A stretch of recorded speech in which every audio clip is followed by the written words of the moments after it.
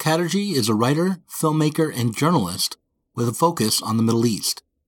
He is a foe of Bashar al-Assad and the guest on this week's Inside Zero Books podcast. Before the interview begins, I want to make it clear that releasing this interview is not meant to be taken as support for U.S. or U.K. military intervention, or for U.S. or UK-led regime change in Syria.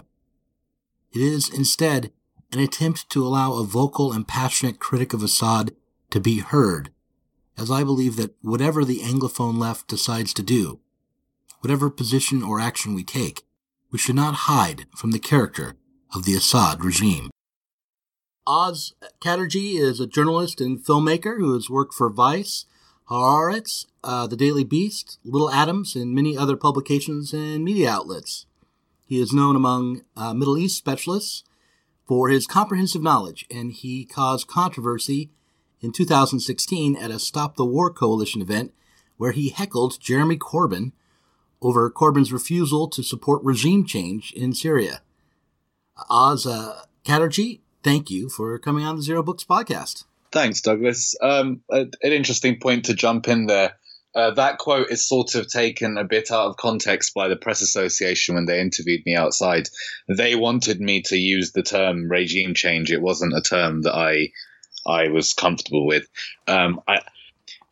It's an interesting way to start the conversation, actually, because from one perspective, from a very left-wing perspective, regime change is something that is seen very negatively. It is understood as just saying the word is understood negatively. Like, there is no process in which regime change is a positive thing. It always means death and destruction and chaos and hell and so on and so forth. Right. Whereas if you go back to 2011 and you go back to the Arab Spring and see the wave of protests across the Middle East, the chant was identical across the countries, and the chant was, the people want the downfall of the regime. This isn't, I'm not playing with the translation here. I mean, the people called for regime change across the Middle East. To an extent, I feel like the term needs to be redeemed a little and understood better. And I don't think that a left that sees its place in the modern world can afford to be so dismissive of internationalism as something that interests leftist movements across the world. You know, the left that I see today seems to be growing ever more isolationist, and I don't think that's positive. Yeah, well, for solidarity movements. I think the difference is who's saying or who's calling for regime change. If you're a U.S. leftist, like I am, and it's the call for regime change is coming from, let's say, the Trump administration, that has a different connotation than a million people in the streets in Egypt or Tunisia calling for a regime change. 100%. But I think it's also fair to note that Donald Trump sort of sold his entire Syria policy on not wanting regime change. So, and Obama pretty much made the decision early on that the Iran nuclear deal was the main objective for his foreign policy in that region, and he moved against any sort of real concrete steps for the US to effect regime change in Syria. So, when I talk about regime change, again, it's not a term that I'm comfortable with or like a lot. Because of the connotations it has. I'm only ever talking about it from the Syrian perspective. I'm only ever talking about it being what Syrians took to the streets demanding. It doesn't bother me what Donald Trump thinks about it, or what David Cameron thinks about it, or what Jeremy Corbyn thinks about a freedom struggle in the Middle East. That's a colonialist perspective that the Western left, mostly the white Western left, project on the Middle East. Is always US centric, and the interest in the Middle East whatever the issue, again, it's always US centric. The biggest problems are Saudi Arabia, and Israel, because those are strategic US allies. Whereas, people being hanged from cranes in Iran, or the brutal suppression of women and minorities in Iran doesn't barely even spoken about. That stuff is spoken about in Saudi Arabia, and it should be. But why is there a double standard when it comes to a certain segment of the far left in discussing these things, depending on whether or not the US is allied with them? And increasingly, I meet young, not even so much youngness, I suppose. Increasingly, I meet lots of Arab academics, journalists, on the center left towards the far left, who have become very exasperated with this conversation and this narrative that always silences them and always makes Arabs or Kurds or Persians pawns in whatever the US's position is on something. I don't believe that the opposition to Saudi Arabia in the US left has anything to do with Saudi Arabia, because I believe if there was an alternate reality in which the key US ally in the region was Iran and Saudi Arabia was the pariah in US media circles, then I think that the US left would be obsessed with, defending Saudi Arabia. Yeah. Under circumstances, because I think, again, it's more about the US's role than it is about actual caring about oppression for me. Right. Well, basically, the U.S. left is opposed to the U.S. State. I mean, pretty much. Yeah. And so whatever, in a kind of contrarian way, whatever the U.S. state is trying to do or is for, especially when it comes to military aggression, and I'll just say aggression. I know that's a freighted or loaded way to say it, but I think that's fair enough. The U.S. left, the far left, is going to kind of reflexively be against it. Now, you're talking to someone, however, who was out on the streets protesting the invasion of Afghanistan, 3 weeks after 9/11. Yeah.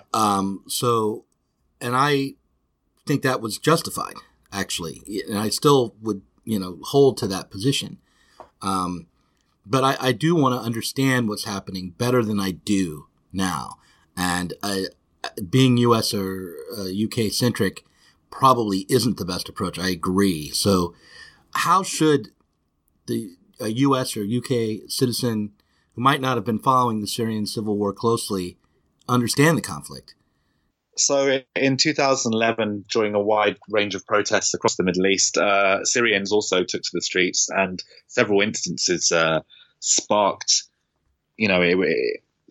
greater protests, a greater outrage. And one of those was a young boy who sprayed anti-regime graffiti on a wall in Daraa, who was then kidnapped by the regime and tortured to death. And his body was handed back to his family a week later. He was 13 years old. He had his genitals severed, and his body was covered in cigarette burns and bruises. And I mean, this is not new for the Syrian people. There's a story today, and it was published on the blog of Louis Project. I'm not sure if you know him. He goes by the Unrepentant Marxist. Yes, I know him. Yeah. And I'm gonna read what he wrote in his latest blog post, because it's one of the most disgusting things I've ever read, and I don't think until you understand what this regime was like before the war, you will never be able to understand why the people took to the streets, and you'll never be able to understand why saying that Assad winning the war is a beneficial thing, or in some way that it's going to end the violence in Syria if Assad takes territorial control over the people that rose up against him. So let's get down to it. All right, here we go. So this is the thoughts of a person called Muhammad Ali. And it reads, in March 2008, Bashar al-Assad, the sister of Bashar al-Assad, that's the Syrian president, came to Damascus University College of Pharmacy as a guest lecturer for third-year pharmacy students. My friends and I were in the lecture hall when she started her lecture with the immortal leader, in quotes.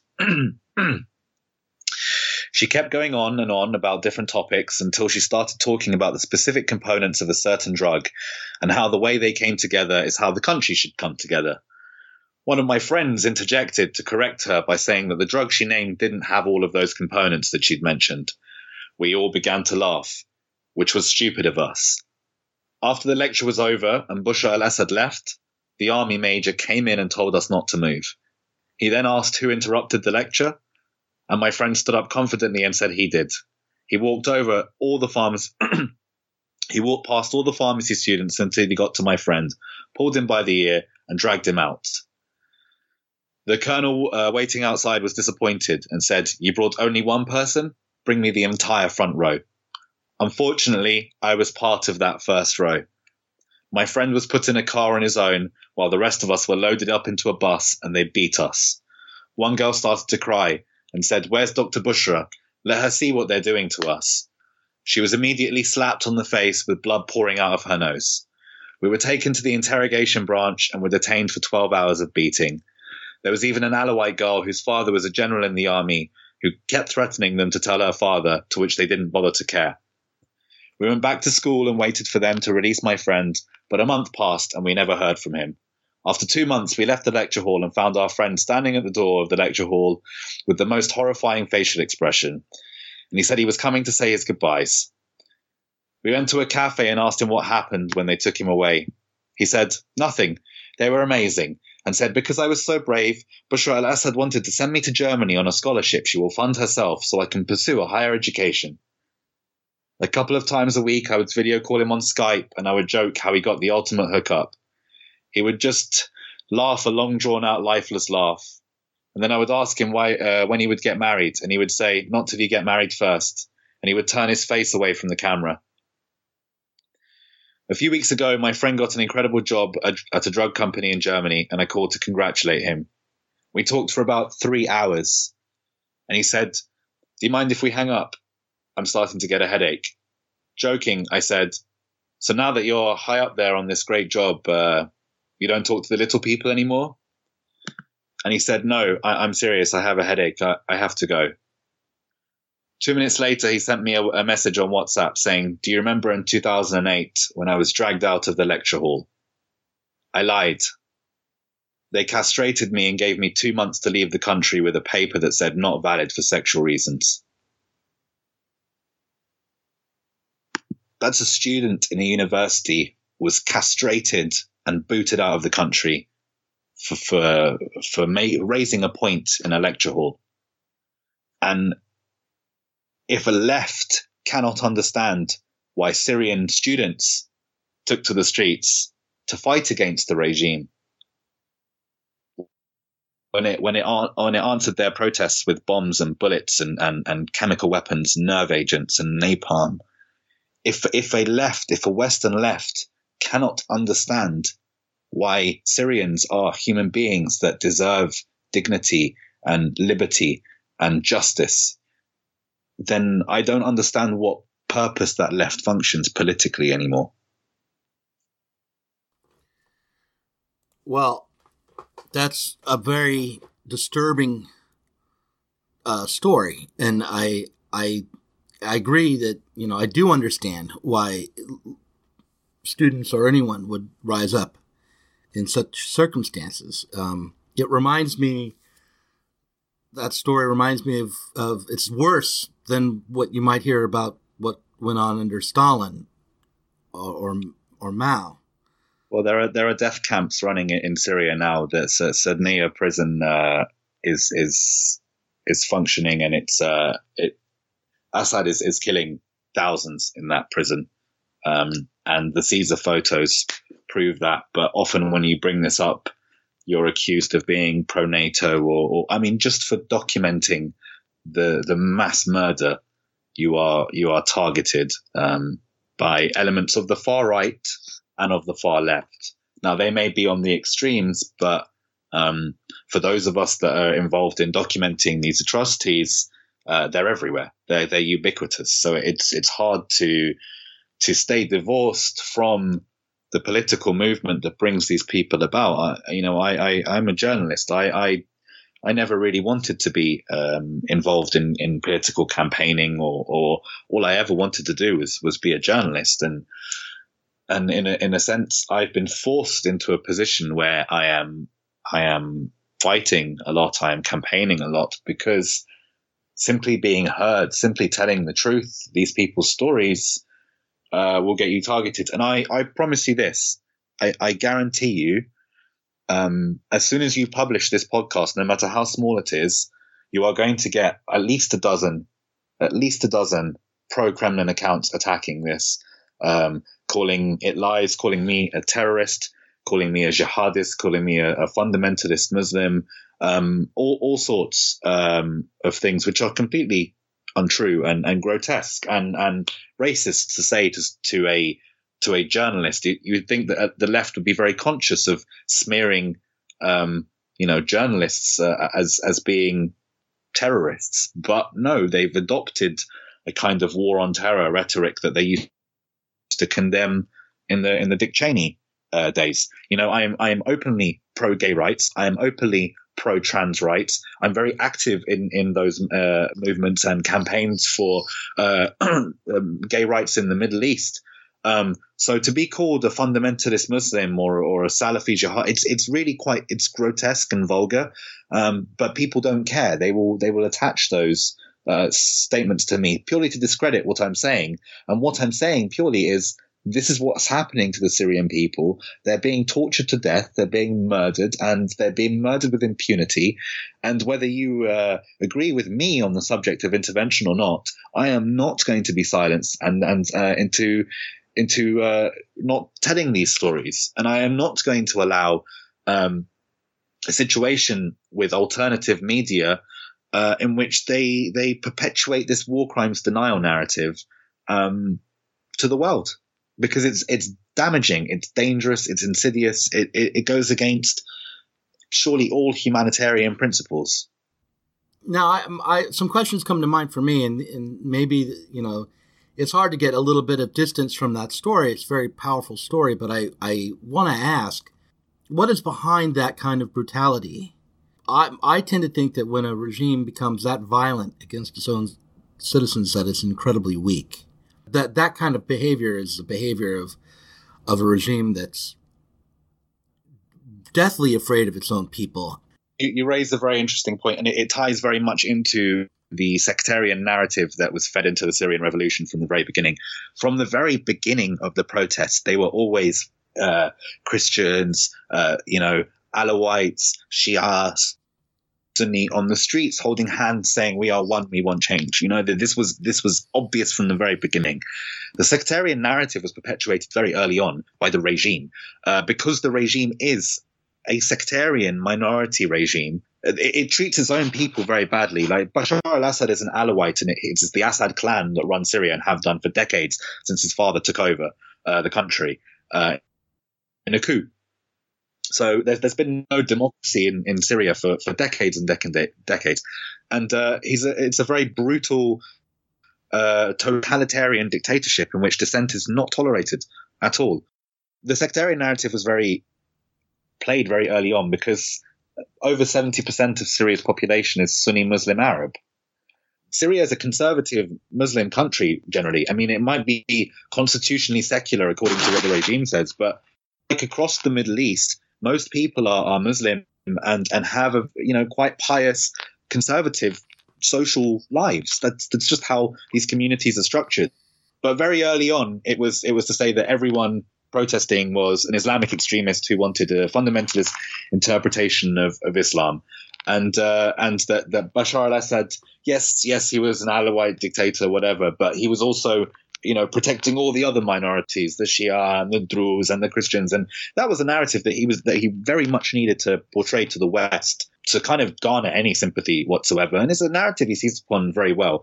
And there were several events that happened following on from the start of the protests, such as the general amnesty in which Bashar al-Assad released thousands of Islamist prisoners, al-Qaeda-linked prisoners that he'd been busing into the country to fight American troops, and then later on to help the CIA rendition and torture these people on Syrian territory so they could get it, away from American legal due process.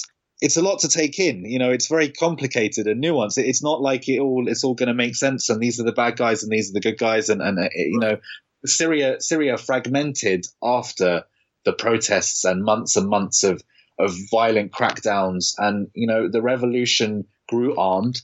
And once it was armed, you were going to get warlords springing up, just as you do in any civil war. And the people that spent, the first 8 months, 10 months, 12 months, 14 months talking about the regime's brutal crackdown and what was happening, no one was interested. No one was interested. But a lot of leftists suddenly became interested in 2015 after 4 years of this conflict, to suddenly say, oh, look at who he's fighting. He's fighting terrorists. He's fighting. I mean, these are people that had already been fighting 4 years of a war. And I don't see the same anti-Muslim narratives in which we describe Syrians as jihadists, Salafi jihadists, terrorists, Wahhabis, Takfiris, all words which have specific meanings, which I think most of the people using them don't understand because they don't speak a word of Arabic. We come back to Palestine and they don't have these descriptions of Hamas and even movements far to the right of Hamas. There are Islamic State inspired elements in Gaza. I've interviewed them myself face to face. And I don't think at any point would we be cheering on Israeli bombing of Gaza saying, well, they're fighting ISIS. We'd never say that. It would be a disgusting, reprehensible thing to say about the bombing of mostly civilian districts. But when it comes to Aleppo or Eastern Ghouta, you've got prominent leftists coming out and saying this is a liberation. This is they're taking back control from terrorists. I cannot understand for the life of me how we've got to this point in which prominent leftists, Max Blumenthal, for example, are sounding like Dick Cheney did in 2003 about smashing Al-Qaeda and that being, a prerogative to take to level civilian districts in the pursuit of a war on terror. It's the same narrative, and we Arabs and on the center left and liberals and Muslims, academics, journalists, when you talk to us, you can see we're mostly in agreement that this is fucking bullshit, and that a lot of people are perpetuating a racist, orientalist, colonialist narrative about Arabs through Syria. I don't know what the overlying intentions for that are, but that's the result of it. That's the result of it when you're talking about human beings, when you're talking about hospitals as being fortified jihadi-linked facilities. Hospitals, that's how they're spoken about. And they're done to justify bombing towards them. So I am a controversial figure in some circles, granted. I pull no punches, but I exist in a world in which there are people who are paid money to justify the bombing of hospitals. And that is not a world that I'm comfortable living in. And it's a world that I will fight against as long as I'm drawing breath. And whether that's coming from Richard Spencer, the far right, and Coulter, David Duke, or whether that's coming from Max Blumenthal, Benjamin Norton, Rania Khalek, Dan Cohen, whoever on whichever fringe to me is making these arguments, it's the same argument to me. And I treat it the same way, because I truly believe in the doctrine of anti-fascism. And sadly, fascism has invaded political extremes on both sides. And the vast majority of my friends are socialists. They're on the far left. Mm-hmm. I can't be described to be some sort of frothing anti-communist maniac. It's only the people that deny war crimes that I have a problem with. If you're anti-intervention, I'm going to argue with you about it, but I don't have a problem with you as a person, or I'm not going to call you an apologist or a fascist because you firmly believe in a pacifist policy. That's not my intention at all. But when you start saying that the Arabs are gassing their own children in false flags, and you're saying that hospitals are just being fabricated and not really being bombed, and I mean, when you start making up these stories, I'm gonna come for you, because you're lying to cover up and justify the murder of civilians, and that to me is a crime against humanity in itself. Why did Assad attack Douma with chemical weapons, and why are you so certain that Assad was responsible? This is still something I'm wrapping my head around as to why. I mean, I understand that when you have a dictatorship regime like this one, that you're just always going to be at war with your own people. But it just seems the timing. I mean, I guess what I've heard is that, it is at least questionable as to whether or not this was really an attack from Assad. The first thing to know is that Assad has been using chemical weapons for a long time in Syria. With impunity, and he's been found guilty of that by the OPCW, by the one investigative body that we have to investigate these things. They have found Assad conclusively guilty of using chemical weapons, not once, but multiple times. And he has done this with impunity. He hasn't done it on the scale that he did in Eastern Ghouta in 2013. That was the most reprehensible attack. He killed the most people, and we didn't intervene after that. But there have been loads of smaller incidents, with the worst being Khan Sheikhoun and the Douma attack. Assad is jubilant right now. Why would he use chemical weapons? Well, Jaish al-Islam were being obstinate, did not want to leave Douma. The regime would have suffered multiple military casualties had they tried to go in. Assad dropped chemical weapons, and their entire fortitude collapsed, and suddenly the regime is in Douma, a bastion that it held out for 5 years, and they are partying. The regime's troops are partying in the streets, so they got what they wanted. They had 3 buildings targeted with a few cruise missiles, and they got one of the last pockets of resistance anywhere near the capital completely gone.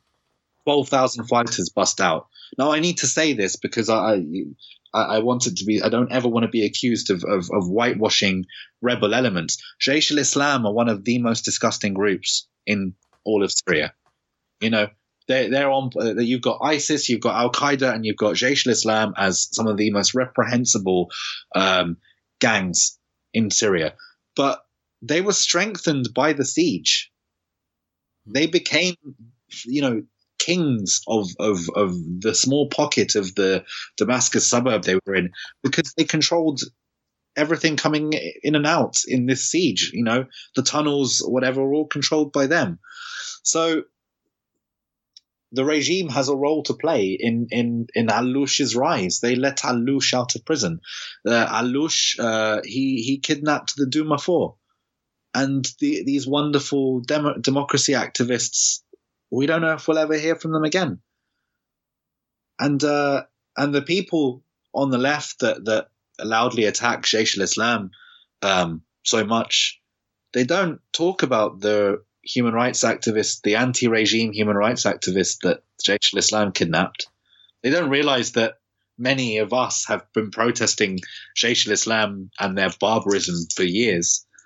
To them, it's just always a justification for more violence against civilians that were living trapped in Douma. So to go back to your question, Assad has been acting with impunity. I haven't seen evidence that convinces me 100% that the attack in Douma was a sarin attack. I've seen conclusive evidence that chlorine was involved, that it was a chlorine attack. It's consistent with multiple other chlorine attacks. Chlorine hasn't been a red line for other countries. What happened was this particular chlorine bomb crashed through the roof of a building, and And there were a number of people in the basement of that building. Because they were in the basement, the chlorine was much more effective than it normally is when it lands in open streets or whatever. And people rarely die in chlorine attacks in Syria. You get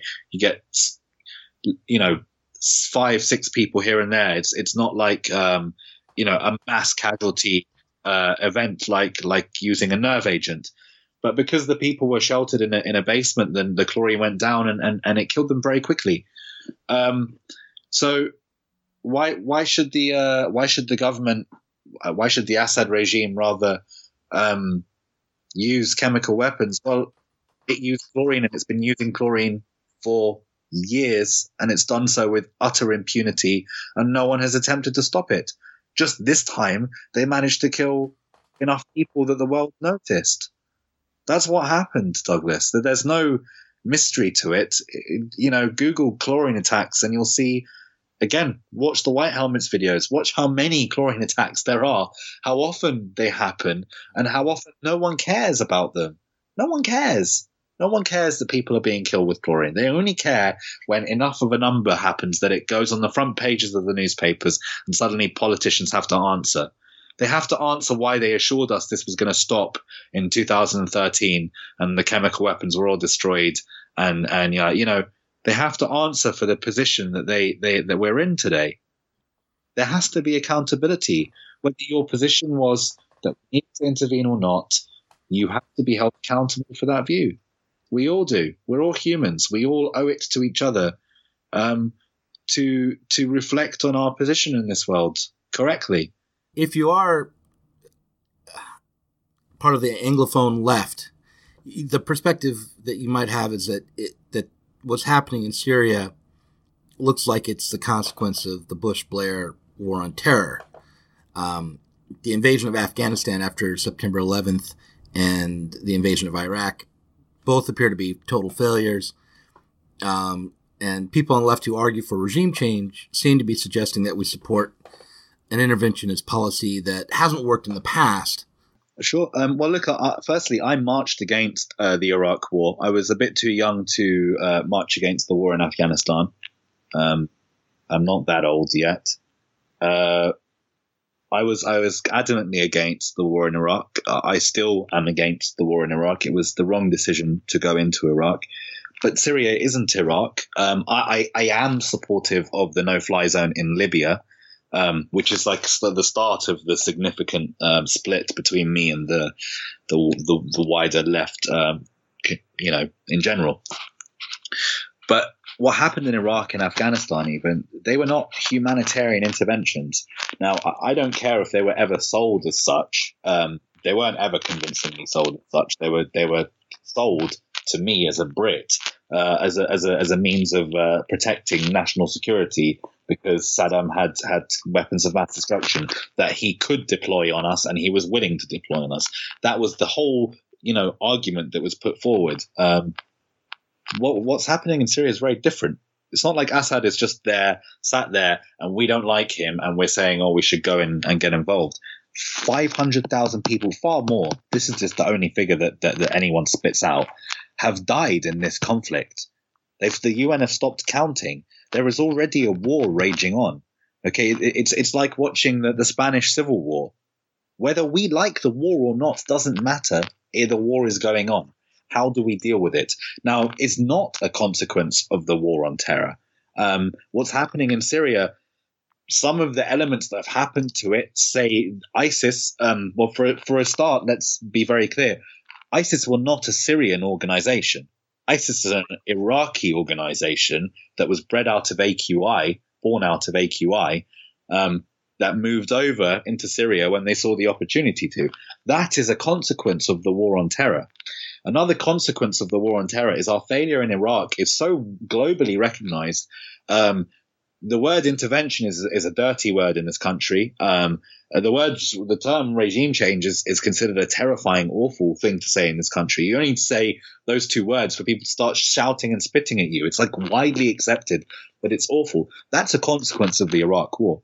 Because instead of saying, like we did in the Balkans, if we don't do something, people are going to be slaughtered, we instead look at it from the prism of our government is lying to us to take us into a war for oil, and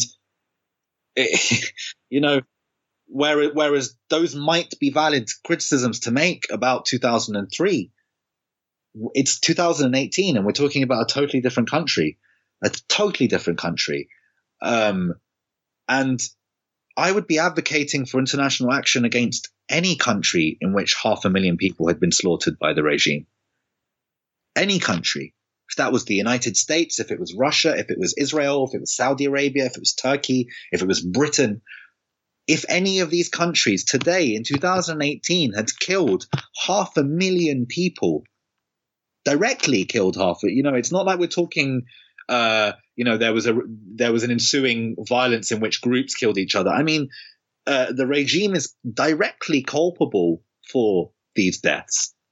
Directly. For 90% of civilian deaths in Syria, the regime is culpable for. If any government, regime, dictator had done that in the world, I would be advocating for military action against them as a way to stop it. Because what is the point in having a military at all? Why do we have an armed forces? Why do we on the left close our? I say we. I'm not. I'm a liberal. I don't classify myself as a socialist. I'm not. I don't classify myself as an anti-capitalist. So that should be very clear. But I do consider myself part of the centre left. And I have a close affinity to socialist arguments about healthcare and education. I believe those should be free. I believe in Keynesian market and economics. So when I say the left, I include myself, everything from the center onwards. When we get to this this conversation, we don't frame it in terms that are really best. They don't serve the argument well enough, in my opinion. And I think we're doing a disservice in the way that we talk about these issues, and we are not educating the population isn't educated anymore about this thing. And God knows journalists are trying. I'm currently the assistant I freelance at a newspaper, a mainstream newspaper. And I've been doing that for a few months now. And every day I'm in, which is at least, 7, 8, 9 days a month. Sometimes more. I'm publishing articles about Syria. Every day there's articles about Syria. On the news at night, Channel 4 News, especially in this country, most weeks have a story about Syria. Yet people still think that there's no public appetite. People don't care about it, and people close off to the kind of numbing violence that's there all the time. But the entire world needs to learn from the mistakes of Iraq, to grow from them, and to learn how to apply, more progressive foreign policy towards a world that is growing increasingly violent and increasingly hostile in certain parts of the world.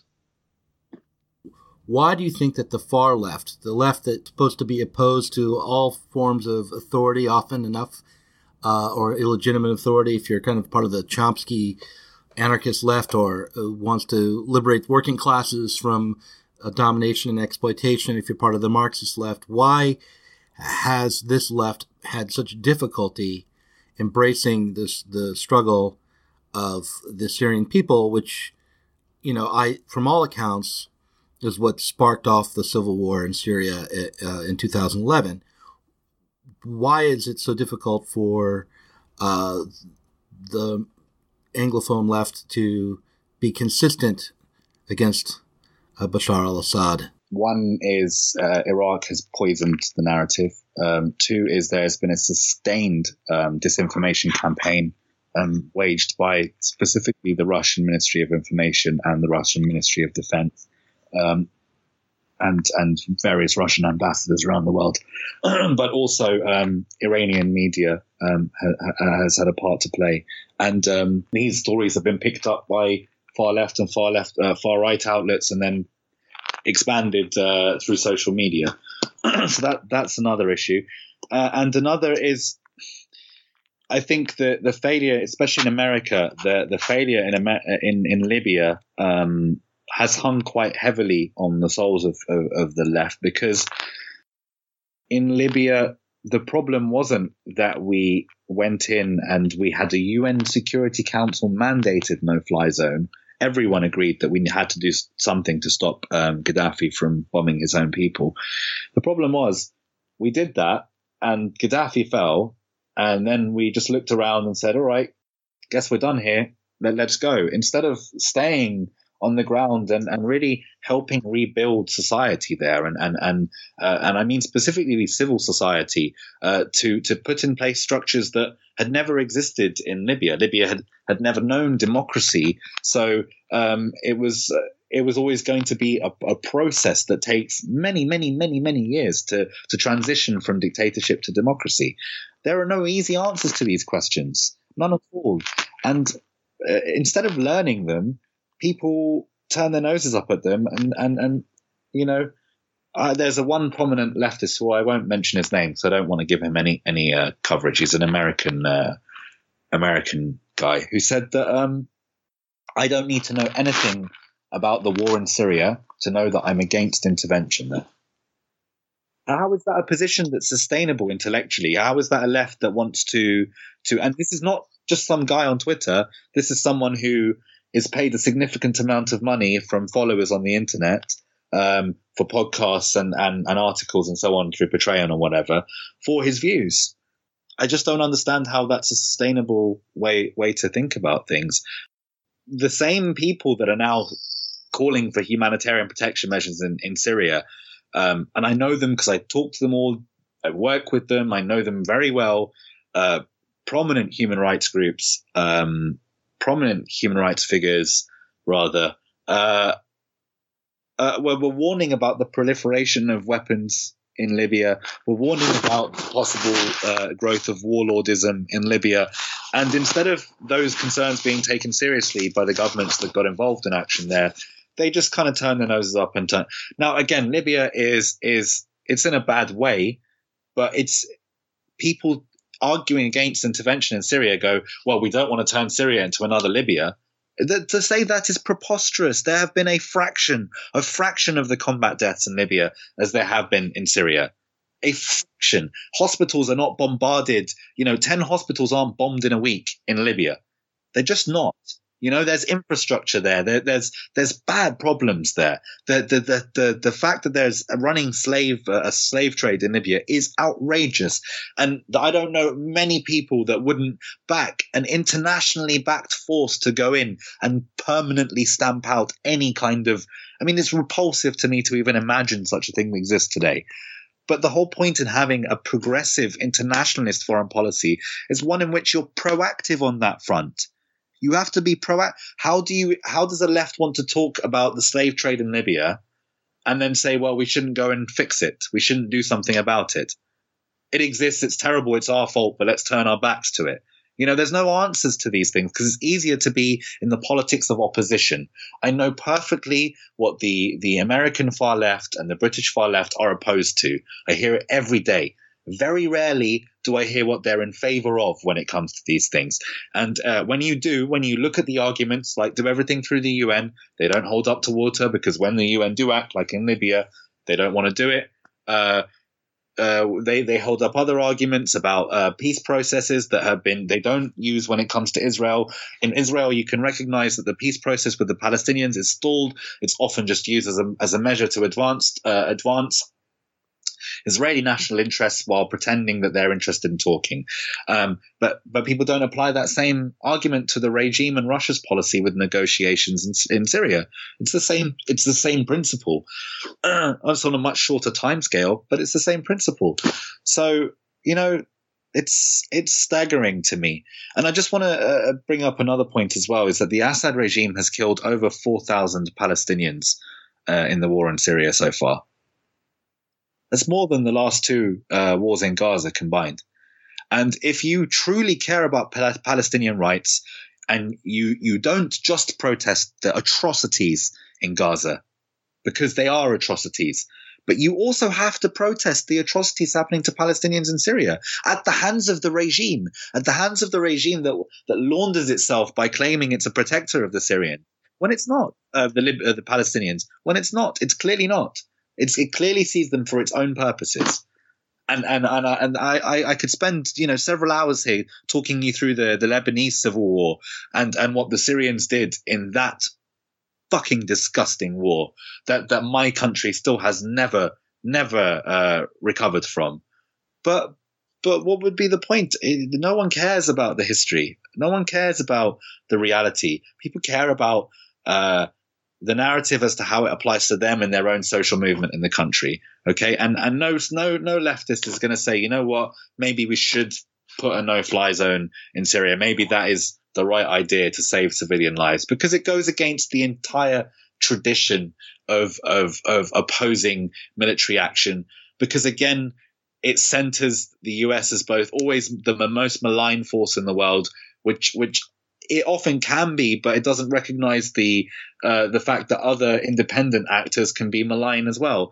And two, it doesn't ever recognize the problems with foreign policy and say we can do better. It just recognizes the problems of foreign policy and says we should do nothing at all, or we should join in with the very forces committing the worst atrocities. Why is it not a progressive policy to say Jeremy Corbyn wants to be prime minister? Why is Jeremy Corbyn not arguing that forces under his control would bring peace to Syria, would stop the fighting, would go there only to protect civilian lives? Why is that something that's so disgusting for the left to talk about? And I need to draw you to the fact that Jeremy Corbyn, when asked about peacekeepers in Syria, he said that he would support Russian troops on the ground in Syria if they were there for peacekeeping measures, unilaterally. We weren't talking about UN Security Council mandated peacekeepers. He was automatically approving of it. Yes, fine, peacekeepers. That was with the Observer, that interview that he had, the Guardian Sunday Observer. But no, he was very open about that. But when he's asked, could you ever see British troops deployed anywhere, he can't even think of a reason. No, a lot of people who are completely anti-militarist will look at that and go, fine, I support that. You're entitled to support that. But there's a dishonesty about how it's presented. There's a dishonesty in the way that the left presents itself now that they're in with a fighting chance of becoming of governing the country in Britain, maybe not so much in America. But there's a dishonesty about what the left truly thinks about these issues. And I think is exposed by the fact that a man trying to be British Prime Minister has more faith in the capabilities of the peacekeeping capabilities, which is frankly laughable, of the Russian armed forces than he does on the forces that would be under his control as the de facto commander-in-chief of the country. Aren't we supposed to be citizens of the world first, not citizens of our own country? Aren't we supposed to be building a world better for everyone? And again, if this left was really that interested, why are they so interested in attacking the white helmets, who are just paramedics, first responders? That's what they do. They pull people out of rubble and they film it. And that's what's so disgusting and offensive to the left. Even telling the story of Syrians being killed, just simply telling their story, is a reason to be attacked. They attempt to discredit and delegitimize you, attack you on a personal level, publish smear articles against you, because you're trying to tell the truth. And I tell you, they learned all of these techniques from the very governments that they used to oppose. They used to pretend to oppose.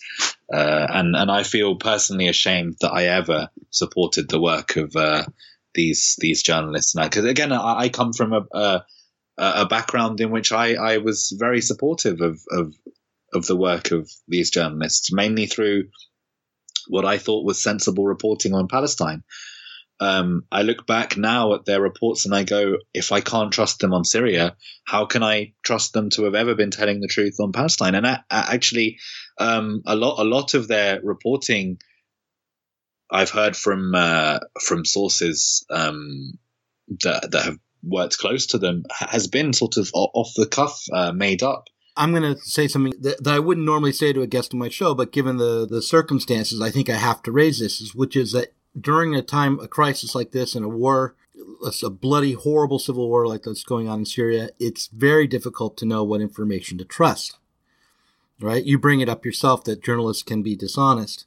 And when you have a story like the one you started with, the anecdote about castration, the charge is easily made, well, that's like the babies in the incubators. It's been 1 year since the war against Iraq began, and all last week there have been re-examinations. Among the names that have reappeared is Nayirah. It's been said many times, in war, the first casualty is truth. Does it apply to the Gulf War? The fact of Saddam Hussein's aggression is beyond dispute. But what about the campaign to commit American troops to liberate Kuwait? To get Americans, perhaps any people, to support a war in a place millions barely heard of, certain buttons must be pressed. In the run-up to the Gulf War, one image, one presence touched American hearts and minds like no other. It was this 15-year-old Kuwaiti girl identified only as Nayirah. Mr. Chairman and members of the committee, my name is Nayirah, and I just came out of Kuwait. While I was there, I saw the Iraqi soldiers come into the hospital with guns. They took the babies out of the incubators, took the incubators and left the children to die on the cold floor. It was horrifying. The Adan Hospital, my colleague who is a native Arabic speaker went along there and interviewed the doctors, and he was able to speak to people who said that they had been on duty at that time and that this incident didn't happen. But you're not trying to paint the Iraqis as being saintly soldiers. There were atrocities. There were very many atrocities, and the atrocities were largely committed by the secret police units. That happened? Yes, for sure. The babies and incubators? Did not. This is a completely fair point, and you are justified in raising it. And if it was just if I was using this one story to argue a case for war in Parliament, I would hope that I was being scrutinised. But the fact of the matter is, I'm a journalist. I see this every day. Talk to any journalist that deals with this every day, and you either got two camps: either people that know what's going on and are lying about it, or people that deal with it every day and are horrified by it. Because the videos come in daily, Douglas, daily. So unless you think there are dozens of Hollywood studios pumping out daily fake videos of bombings, it doesn't make sense. I'm happy to post anyone that actually has a problem with the white helmets or thinks they're highly suspect or whatever, just go on their official YouTube video account. Preferably the one in Arabic, because they post more videos that they tend to. Just go through all of their uploads, all of them, dozens and dozens and dozens and dozens and dozens, and tell me which ones you think are fake and which ones are real. Because it's just the sheer weight of these stories. I know many friends in my life that have been tortured in Assad's prisons. Many. It's not just one story. It's these stories are everywhere, and they're coming from Syrians. And if we took more time to listen to Syrians and their stories, then you would discover this. I tell you what, there's a little bit of a difference with the British left that I've started seeing is because we were so close in proximity to the refugee crisis. Many British leftists went across to Europe, mainland Europe, to try and help and volunteer to alleviate the crisis. I've been involved in that process. And along the way, they met many, many, many Syrians. And a lot of the people that were arguing with me in 2013 about what I said was a necessity for humanitarian military intervention, after the massive wave of refugees, they all changed their opinion, not because of me, because frankly, I am not very good at convincing people to agree with me. I am much better at shouting down people that don't agree with me. I'm a firebrand, and fair enough. It's just the way I am. But these people who are still, some of them, many, very quite vocally and supportive of Jeremy Corbyn, but have much more nuanced views about intervention in Syria, they got these views from talking to Syrian refugees, from meeting them, from inviting them into their homes and hearing their stories of brutality and suffering.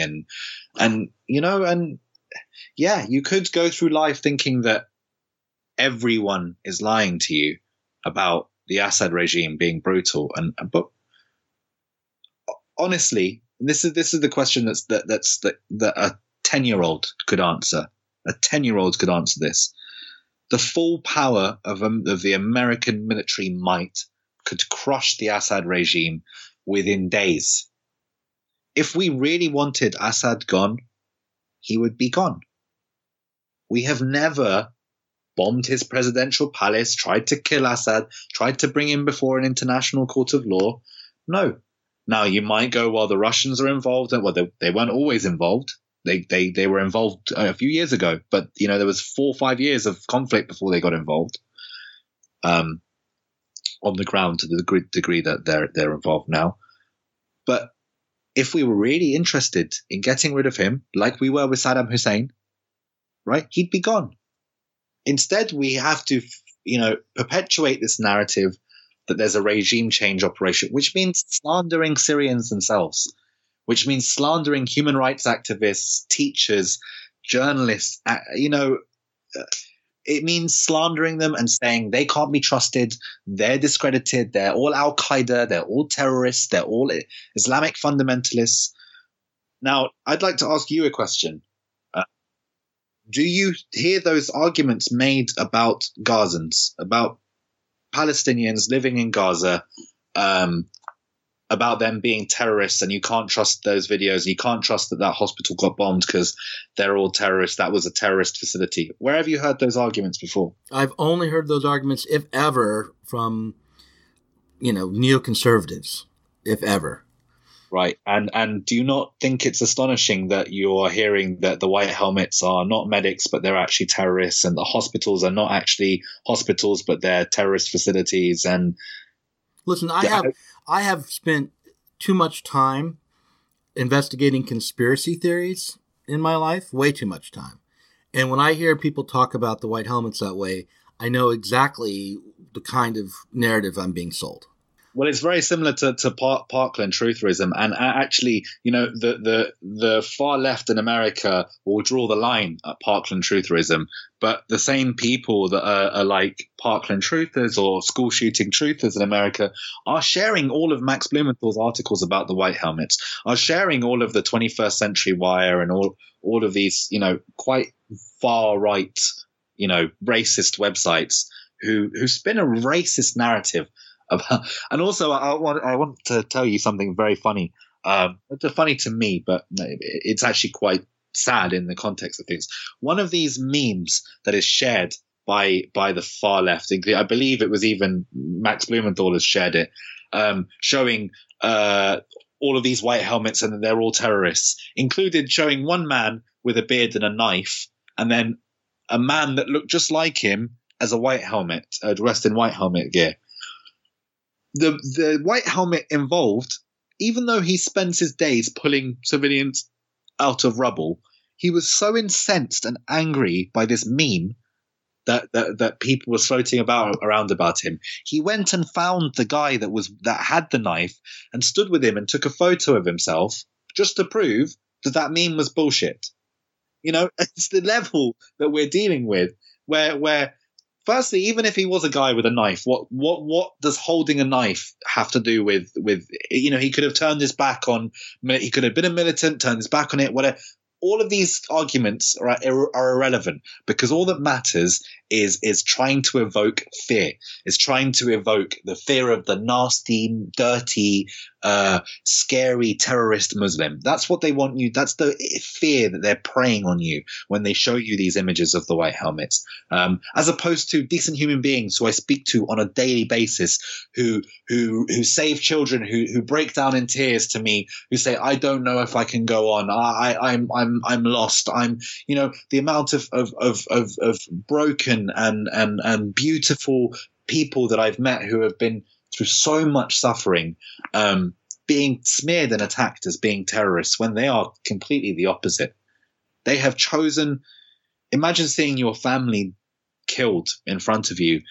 Instead of choosing to pick up a gun and fight, you choose to be an ambulance driver. Imagine the strength of character you must have to do that. The heroism to put your life on the line. Over 230 white helmets have been killed, and they've been deliberately targeted by the regime and Russia. And putting yourself in the firing line, these people should be treated as heroes and not attacked. And they are attacked not because they, quote unquote, promote regime change. It's because they document atrocities happening against them. Make no mistake, this isn't about their views. This isn't about them being against the regime. This is about them filming the atrocities that are happening against them. And that is unpalatable for those who are trying to kill them and wipe them off the face of the planet. Russia wants these people dead because it is complicating their public mission, their PR mission, to show that they are, killing terrorists in Syria. Well, look, is there a peaceful path to resolution of the civil war in Syria? I mean, I heard Chomsky. I should ask you, what do you think about Chomsky's position where he says that what needs to happen is maybe some settlement where Assad is phased out and without U.S. occupation or military regime change? I think Chomsky has a more nuanced position on the Assad regime than some give him credit for. But I have been vocally damning of Noam Chomsky in the past. I've published articles condemning him for genocide denial with regards to his work on Srebrenica, or his words on Srebrenica rather, and his approval for chemical weapons denial narratives perpetuated by many of his elderly colleagues that have never even been to Syria. He has supported these conspiracy theories. That aside, phasing Assad out in some sort of diplomatic manner, it sounds perfectly reasonable. I would love to see a solution in which that was possible, but we're in a position, where Assad is winning this war. He's not going to negotiate a surrender of a war that he's winning. And I think you have to look at it in a similar way to the way you would have looked at the Spanish Civil War. You have the choice between a fascist winning or not. That's it. And as things stand, Bashar al-Assad, who is, to me, the 21st century's most brutal dictator. He is the most evil man alive. He has more blood on his hands than anyone else in power. I'm not sure there is any peaceful resolution to this. And predictions I made early on in the conflict when we decided not to intervene against Assad was that, like it or not, we are going to go into Syria at some point. Okay, either we stop Assad or we end up cleaning up terrorism in a few years' time. And I was 100% right. I was proved 100% right that suddenly ISIS was the bigger problem and we had to intervene, and we went in to hell with the anti-war movement. We're going into Syria. Okay, and there was not much of a fight when it came to fighting ISIS. The regime, though, hands off Bashar al-Assad. It is what it is. Is there a peaceful solution in Syria? There isn't one on the horizon. I can just assure you, to your listeners that are listening and thinking I'm totally full of shit, that I have been wrong on things. I will admit when I'm wrong. If I've published a mistake, I will retract that mistake. I will apologize for that mistake. I will never, ever, ever, ever lie about a war crime, who committed that war crime, and who was responsible for that war crime, and what should be done to perpetrators of war crimes. I will always be honest with you about that. But what I think people should know from my perspective is that even if Assad wins, if the General Franco solution is what you think is the best for Syria, one, it would require millions more to be killed or cleansed, because there are millions now living in Idlib, and opposition held areas in Daraa as well. You know, these people don't want to live under the regime, can't live under the regime. And the second thing is, even if Assad has 100% territorial control, the people that fought him, the children that are growing up in camps now that saw their families blown to bits, they are never going to stop fighting Assad. It's never going to stop. I promise you, the people I know, the people I speak to, the people that I communicate, they want the war to end. They want the suffering to end. They want the bombing to end. They all have different views about how and why and what should be done, and they are not a monolith. But I tell you, the vast majority will never, ever forget or forgive what Assad has done to this country. Never. Never. And that is something that the world has to be ready for. How you want to react to it, how you want to organize your solidarity, how you want to that's on you. You know, if you and I clash about it in the future, you know, people that are following this, that's inevitable. But what is indisputable is that the situation in Syria, a total military victory for Assad in Syria, is not an end of the violence. It's not an end of the suffering. It's not an end of the bloodshed. And a real progressive would not look at Syrian children being slaughtered by agents and say that it was an acceptable world that we live in for that to go on. Because for me, the words never again mean something.